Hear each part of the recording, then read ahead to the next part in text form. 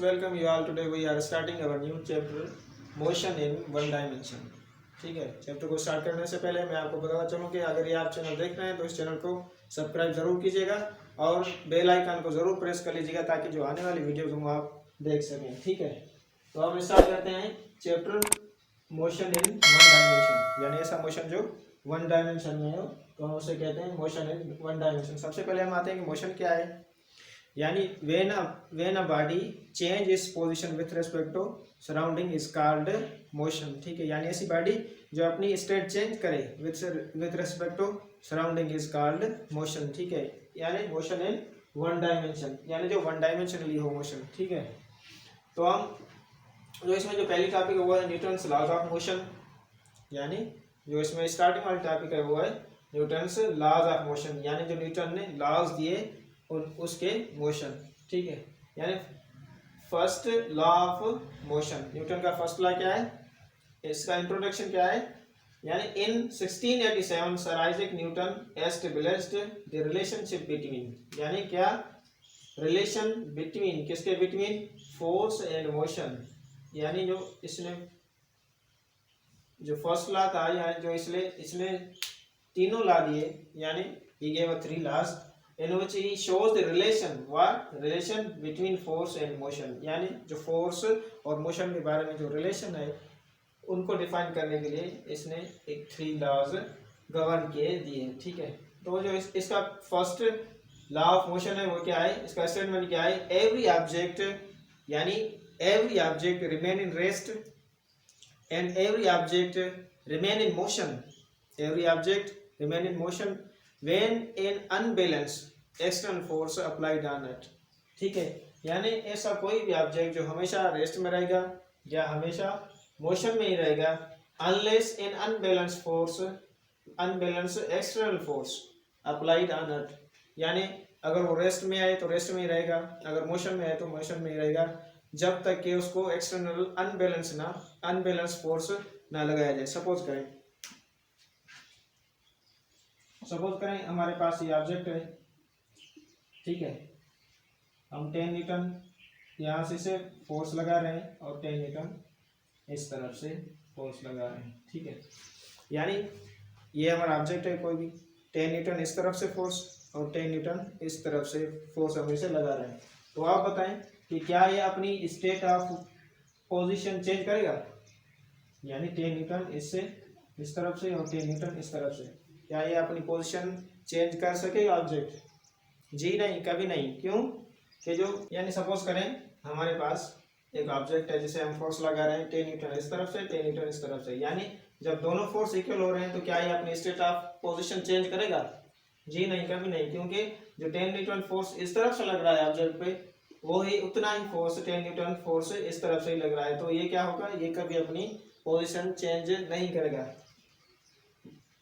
मगर कब अपनी पोजीशन चेंज करेगा, यानी जब हम यहाँ 10 न्यूटन की जगह इस पे 20 न्यूटन फोर्स अप्लाई करेंगे तो ये अपनी पोजीशन चेंज करेगा। ठीक है, यानी कब इसने अपनी पोजीशन चेंज की, when we apply an unbalance force. क्या अनबैलेंस फोर्स, यानी बैलेंस फोर्स इस पे अप्लाई नहीं किया। अगर यहाँ पे 10 न्यूटन तो अब इस पे हमने 20 न्यूटन फोर्स अप्लाई किया तो अब ये अपनी स्टेट ऑफ पोजीशन क्या करेगा, चेंज करेगा। ठीक है, तो अब ये अपनी पोजीशन चेंज करेगा, तो इसका स्टेटमेंट क्या हुआ, यानी every object remains in rest and every object remains in motion unless an unbalance force. तो अब हमने कौन सा फोर्स इस पे अप्लाई किया, यानी अनबैलेंस फोर्स अप्लाई किया। वो कौन सा, 20 न्यूटन। पहले 10 न्यूटन इस पे अप्लाई किया तो ये चेंज नहीं हुआ, तो अब हमने क्या किया, अनबैलेंस फोर्स, यानी ये जो 20 न्यूटन अब इस पे हमने फोर्स लगाया वो क्या है, अनबैलेंस एक्सटर्नल फोर्स अब इस पे हमने अप्लाई किया, तो अब ये जो है अपनी स्टेट ऑफ पोजीशन चेंज करेगा। ठीक है, यानी हमारी क्या हो गई, यानी एक तो हमारा फोर्स, यानी अब फोर्स की डेफिनेशन क्या होगी, तो इस पे हमारी फोर्स की डेफिनेशन क्या होगी, force The force is the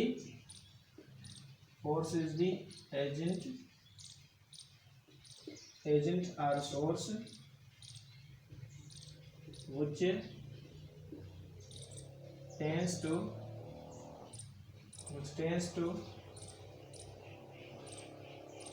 change the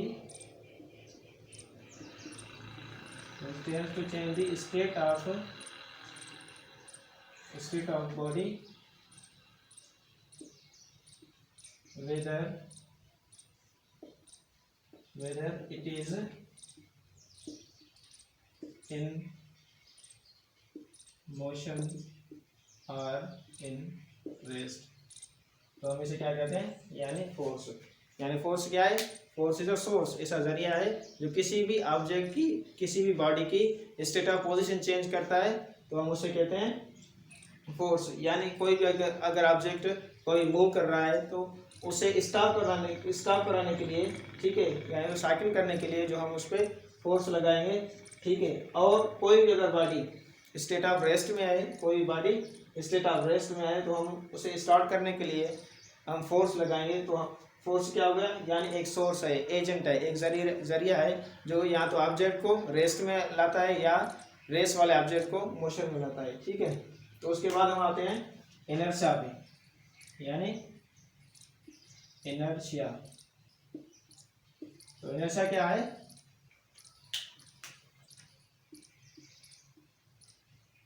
the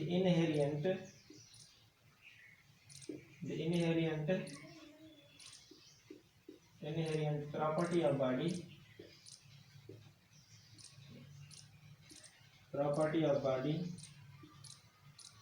which tends to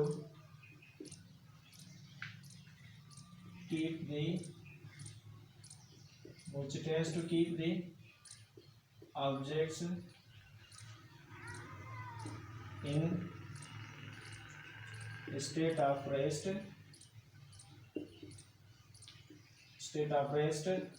or in state of motion। यानी इनर्शिया क्या होती है, यानी इनहेरिएंट प्रॉपर्टी, ठीक है, यानी inherent property of body which tries to keep the object in state of rest or in state of motion। यानी inertia क्या करती है, किसी भी ऑब्जेक्ट को, किसी भी बॉडी को, या तो जब वो मोशन में हो तो उसे मोशन में ही रखती है, या जब वो रेस्ट वाली हालत में हो तो उसे रेस्ट में ही रखती है। यानी जो इनर्शिया है, ठीक है, वो इस स्टेटमेंट से तकरीबन सेम ही रहती है। यानी इनर्शिया क्या हो गई, यानी किसी भी ऑब्जेक्ट को या तो मोशन में रखती है, या किसी भी ऑब्जेक्ट को रेस्ट में अगर हो तो उसे रेस्ट में ही रखती है। तो Newton's first law is also called क्या, Newton's first law is also called law of inertia. यानी फर्स्ट लॉ को हम also called law of inertia. Inertia क्यों, जो इनर्शिया वाली प्रॉपर्टी है वो न्यूटन फर्स्ट लॉ में यूज होती है। यानी इनर्शिया किसे कह रहे हैं हम, यानी इनहेरिएंट प्रॉपर्टी, ऐसी प्रॉपर्टी जो अगर ऑब्जेक्ट मोशन में हो तो उनको मोशन में ही रखती है, और अगर ऑब्जेक्ट रेस्ट में हो तो उनको रेस्ट में ही रखती है। तो हम इसे क्या कहते हैं, इनर्शिया को, इनर्शिया यानी तो हम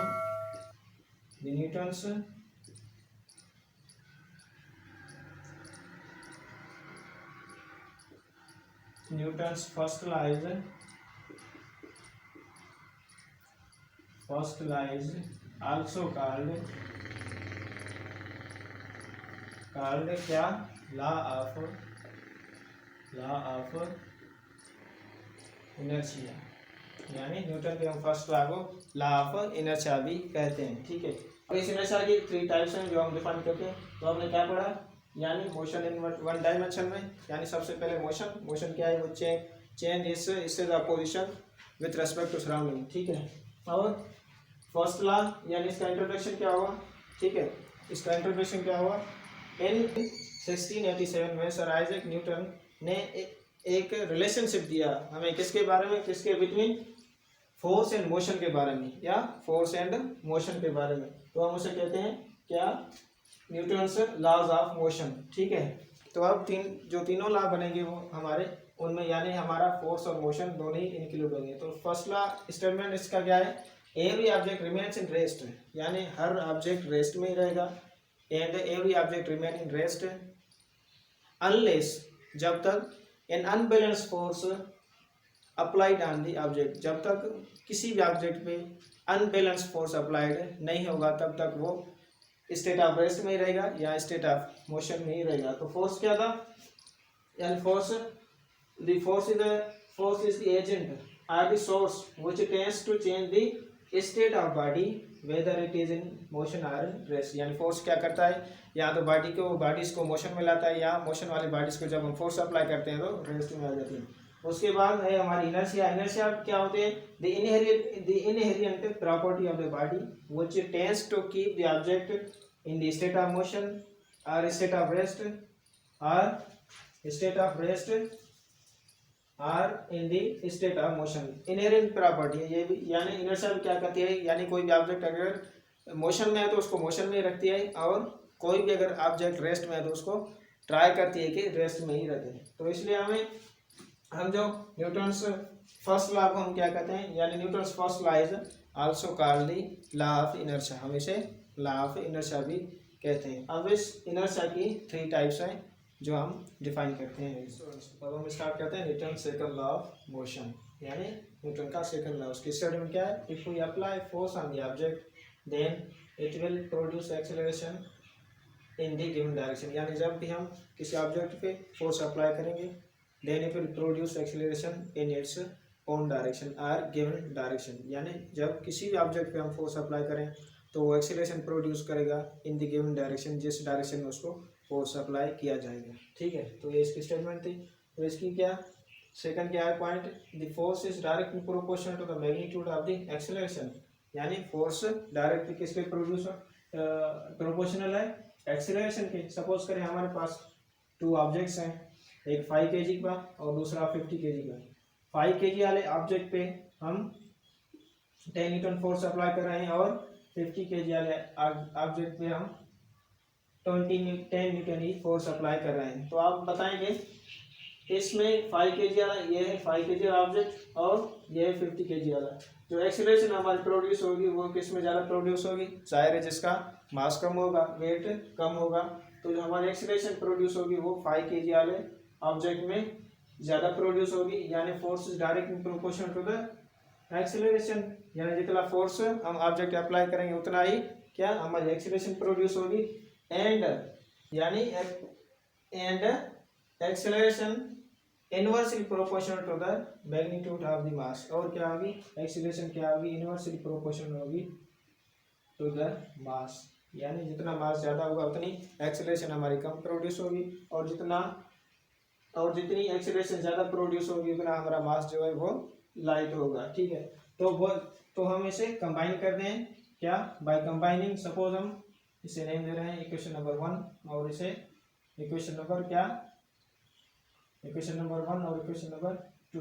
तो हम यहाँ लिख देते हैं कि बाय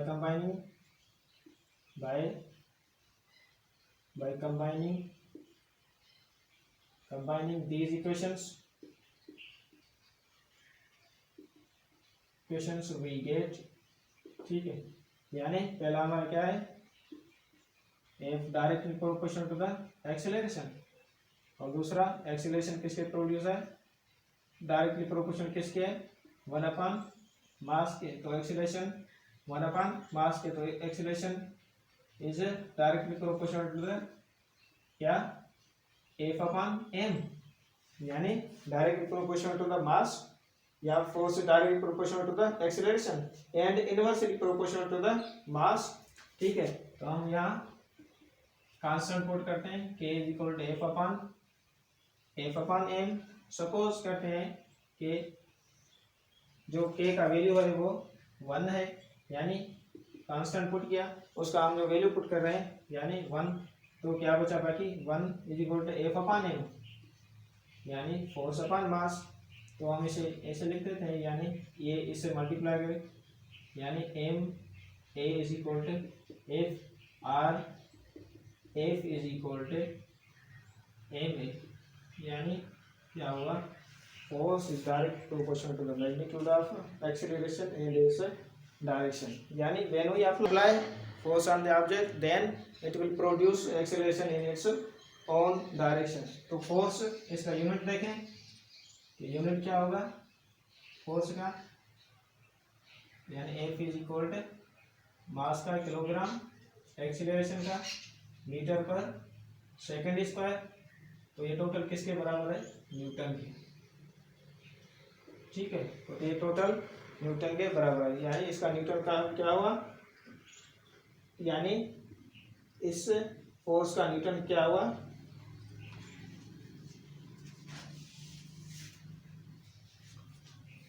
ठीक है। तो अब हम इसका यूनिट फाइंड करते हैं कि फोर्स का यूनिट क्या होगा, यानी F is equal to mass का किलोग्राम या मास का किलोग्राम और एक्सीलरेशन का मीटर पर सेकंड स्क्वायर। तो ये टोटल किसके बराबर होता है, न्यूटन के, यानी किलोग्राम मास पर सेकंड स्क्वायर किसके बराबर है, न्यूटन के। फोर्स का यूनिट क्या हुआ, फोर्स का यूनिट न्यूटन, ठीक है। तो हमने क्या पढ़ा, ठीक है, यानी हमने क्या पढ़ा, Newton's second law of Newton's second law of motion. तो उसकी स्टेटमेंट क्या थी, if we apply force on the object then it will produce acceleration in the given direction, यानी जब भी हम किसी भी ऑब्जेक्ट में फोर्स अप्लाई करेंगे तो ये एक्सीलरेशन प्रोड्यूस करेगा इन द गिवन डायरेक्शन, जो भी डायरेक्शन हो। The force is directly proportional to the magnitude of क्या, एक्सीलरेशन। फोर्स जो होगा वो क्या, मैग्नीट्यूड किसके डायरेक्शनल होगा, डायरेक्टली प्रोपोर्शनल होगा एक्सीलरेशन के, ठीक है, यानी एक्सीलरेशन के। सपोज करें हमारे पास टू ऑब्जेक्ट्स हैं, एक 5 kg का जिसपे हम 10 न्यूटन फोर्स लगा रहे हैं और दूसरा 50 kg का, ठीक है। एक 5 kg का और दूसरा सपोज करें 50 kg का, ठीक है। तो हम इसे 10 न्यूटन फोर्स लगा रहे हैं, तो ज़्यादा जो हमारी एक्सीलरेशन प्रोड्यूस किस ऑब्जेक्ट में होगी, यानी जिसका वेट कम होगा, यानी जिसका वेट कम होगा तो वहाँ हमारी जो एक्सीलरेशन होगी वो ज़्यादा प्रोड्यूस होगी, यानी ठीक है। F is directly proportional to the acceleration, सही। और दूसरी पॉइंट क्या थी, and acceleration is inversely proportional to the magnitude of the, यानी ये, ठीक है, acceleration is inversely proportional to the magnitude of the mass, यानी जितना मास उतनी हमारी एक्सीलरेशन प्रोड्यूस होगी। अगर ज़्यादा एक्सीलरेशन तो हमारा मास कम होगा ऑब्जेक्ट का, ठीक है। और अगर ऑब्जेक्ट हेवी है तो हमारी एक्सीलरेशन भी क्या प्रोड्यूस होगी, बहुत ही कम प्रोड्यूस होगी, ठीक है। तो बाय कंबाइनिंग दीज, तो हम इसे कंबाइन करते हैं दीज इक्वेशंस, ठीक है। Force is directly proportional to the acceleration and acceleration inversely proportional to the mass, ठीक है, यानी A inversely proportional directly proportional to the F/m, ठीक है। तो यहाँ हमने प्रोपोर्शनलिटी हटाकर कांस्टेंट पुट की, यानी K, और यहाँ K का हमने वैल्यू पुट किया, यानी K इज इक्वल टू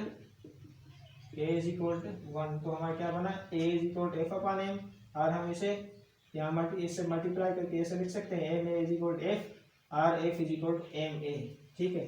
तो इसका यूनिट क्या हुआ, फोर्स का न्यूटन, मास का किलोग्राम, एक्सीलरेशन का मीटर पर सेकंड स्क्वायर, एंड ये टोटल किसके बराबर हुआ, न्यूटन के। तो फोर्स का जो यूनिट बना वो क्या बना, न्यूटन, ठीक है। तो ये था सेकंड लॉ ऑफ मोशन। अब हम स्टार्ट करते हैं Newton's third law of motion. तो अब हम स्टार्ट कर रहे हैं Newton's third law of motion, यानी न्यूटन्स का थर्ड लॉ। इसका स्टेटमेंट क्या है, every action has its equal and opposite reaction, यानी हर रिएक्शन का उसका इक्वल एंड अपोजिट रिएक्शन होता है, ठीक है। यानी सपोज करें मेरे पास एक बॉल है, मैंने ज़मीन की तरफ उसको थ्रो किया, ठीक है। ज़मीन की तरफ जब उसको थ्रो किया तो मैंने एक एक्शन किया बॉल के ऊपर, यानी एक एक्शन किया, और जब बॉल ज़मीन से टकरा कर जब वापस ऊपर की तरफ आया तो ज़मीन ने उसको क्या किया, एक्शन यानी क्या, रिएक्शन दिखाया। यानी मैंने बॉल को एक्शन किया और ज़मीन ने रिएक्शन दिखाया, तो हम उसे कहते हैं क्या, every action has its equal and opposite reaction, ठीक है। यानी सपोज करें आपके पास एक बॉल है, ठीक है, सपोज करें आपके पास एक बॉल है और उस बॉल को आप थ्रोन करते हैं किसी वॉल की तरफ, ठीक है, तो उससे टकराकर बाउंस बैक ही होता है। यानी आप एक एक्शन करते हैं बाल की तरफ, बाल के ऊपर, और बाल जाके वाल को हिट करता है और वाल उसके ऊपर एक रिएक्शन करती है जो जब वो बाउंस बैक होता है, ठीक है। यानी every action has its equal and opposite reaction, ठीक है। तो एक्शन क्या होता है? Action is the force exerted by the first body, यानी ऐसा फोर्स जो फर्स्ट बॉडी, सपोज जब मैंने बाल को जमीन की तरफ हिट किया तो ये मैंने फोर्स एक्सर्ट किया किस पे?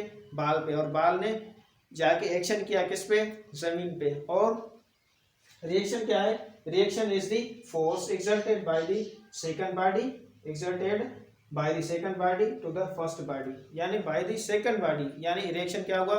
वो प्रोड्यूस कौन करेगी? सेकंड बॉडी प्रोड्यूस करेगी, ठीक है, to the first body. First body पे जो वो रिएक्शन करेगी उसे हम कहते हैं रिएक्शन, ठीक है। यानी हमारे क्या हुआ? एक एफ एक्शन वाला, यानी फोर्स जो हमने बाल के ऊपर लगाया वो एक्शन वाला, एंड इक्वल टू या minus F. Minus F means जो जब हमने बाल को हिट किया जमीन की तरफ तो जमीन ने रिएक्शन दिखाया, यानी रिएक्शन दिखाया, बाल को ऊपर की तरफ बाउंस बैक किया। यानी negative sign shows what? Negative sign shows the opposite force, यानी अपोजिट फोर्स कौन वाला? जमीन वाला, जिसने बाल को ऊपर की तरफ बाउंस बैक किया, ठीक है। तो हमने क्या पढ़ा? Newton's third law of motion statement, every action has its equal and opposite reaction, यानी हर एक्शन का उसका रद्द-बदल होता है, रद्द अमल होता है, यानी हर अमल का उसका रद्द अमल होता है। यानी every action has its equal and opposite reaction. तो एक्शन क्या है? एक्शन इज द फोर्स, यानी जब मैंने बाल को हिट किया बॉल की तरफ तो ये मैंने एक एक्शन किया, यानी फोर्स अप्लाई किया उस बॉल पे, यानी action is the force exerted by the first body, यानी जो मैंने उस बॉल पे फोर्स एक्सर्ट किया तो ये फर्स्ट बॉडी हो गई। Reaction is the force exerted by the second body to the first body. और रिएक्शन क्या होगा? जब फर्स्ट बॉडी ने बाल को हिट किया, उसने बाल को टकराया और बाल ने उस पे रिएक्शन किया, जब उसने बाउंस बैक किया तो उसने क्या किया? रिएक्शन किया। ये थी सेकंड बॉडी जिसने रिएक्शन दिखाया टू द फर्स्ट बॉडी, ठीक है। यानी F is equal to minus F. F means force, यानी कौन सा फोर्स? एक्शन वाला फोर्स, और माइनस एफ मीन्स रिएक्शन वाला फोर्स। माइनस शोज यानी negative sign shows the opposite force, यानी अपोजिट फोर्स जो बाल के ऊपर लगा और बाउंस बैक होया, ठीक है। तो ये था हमारा Newton's third law of motion, ठीक है। ये थे हमारे totally 3 laws of motion, Newton's 3 laws of motion. अगर आपको इन 3 लॉज के बारे में या इन थर्ड लॉज के बारे में कोई क्वेश्चन हो थर्ड लॉ के बारे में तो आप कमेंट में ज़रूर पूछ सकते हैं। Thank you.